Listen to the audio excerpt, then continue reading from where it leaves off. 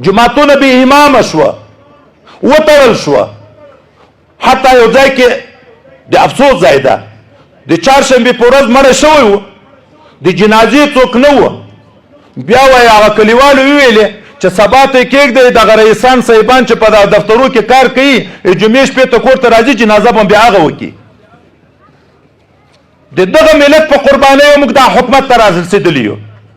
د دغه عوامو په معاونتو یو عمي خپل کور دی د یو مجاهد په سر باندې قربان کړی. موږ ته شورا ته یو سپین ږیری راغی کوچی و د لوګر وایي پر تېر رژیم کې ما به مجاهدینو ته پټه شپه ورکوله. ځای داسې ځای و چې مجاهدینو د پناه ځای و. چا جاسوسي راپسې وکړه په کور مې بمبار وشو 9 نفره په ځای شهیدان شوه. یو زوی مې دا پښې پولې وشکې د پښه یې لنډه ده د لور مې دلته دا پولې وشکې د لاس یې داسې نښتی ده.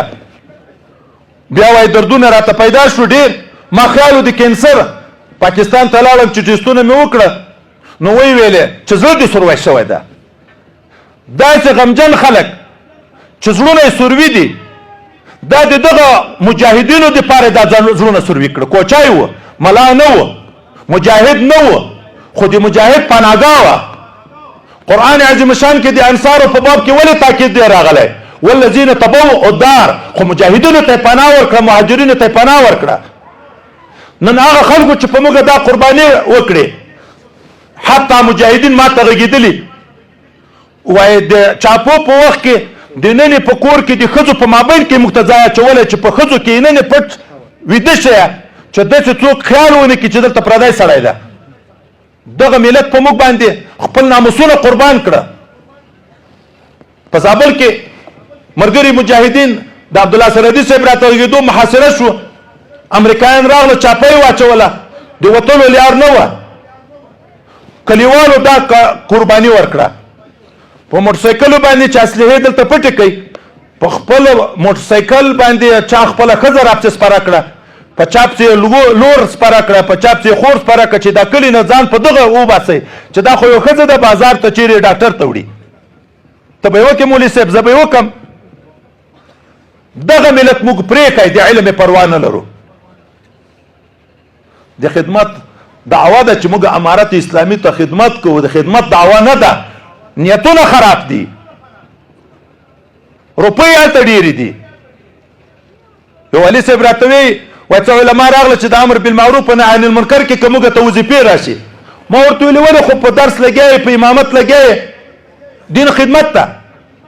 وایي هلته خدمت عام ده خو په ټول ولایت کې به کوم دا خو په یو جومات کې خدمت ده. چې کله دلته مقرر شوه څه وخت بعد د قضا پوسټونه راغله نو امر بالمعروف کې خو تنخواه کمې دي په قاضیان صاحبان خو چې دا خلک حلالوي دا خو 1,60,000 و 80,000 و 90,000 دي. دغه ملایان بیا راغله چې هلته په اردو کې مو چې موږ قضا ته امتحان ورکوو. وایي ما ورته ویلې ولې خو امر بالمعروف خدمت خو عام په ولایت کې ده نو اوس بېرته ولې قضا ته راځې یو کوټه کې کښېنې. د جرح په شکل نه ویایم د یقظت دپاره ویایم لږ باید موږ متوجه شو په دغه دین باندې اټم استعمال شوی. علم یې ورک کړی دا خلکو د خلکو د دماغونه یې ایستلی. طالب چې ګوري معشوقه موبایل ده کتاب نه ګوري درس کې شرکت نه کوي هر ساعت په موبایل باندې لګیایي دا طالب جامعې ته څنګه خدمت کوي. الله خو رسول الله ته وایي چې د زیات علم کوشش کوه مطالبه کوه د مانه سوال د زیادت علم کا خو دا هلته کېږي چې باطن صفا شي. او دا مشرانو ته وایم تاسې دغه متوجه شئ دا ملت ته متوجه شئ د خلاوې ډکې کړه. که دغه اطراف د علم نه محروم شوه بیرته به د موږ مخالفین راځي په دغو ځایو کې به امامتونه نیسي او هغه به بیا د خلکو ذهن سازي کوي بیرته به د موږ په خلاف د عقیدې په لحاظ بیا جنګوي. او د باطن د تزکیې کوشش باید وکړي.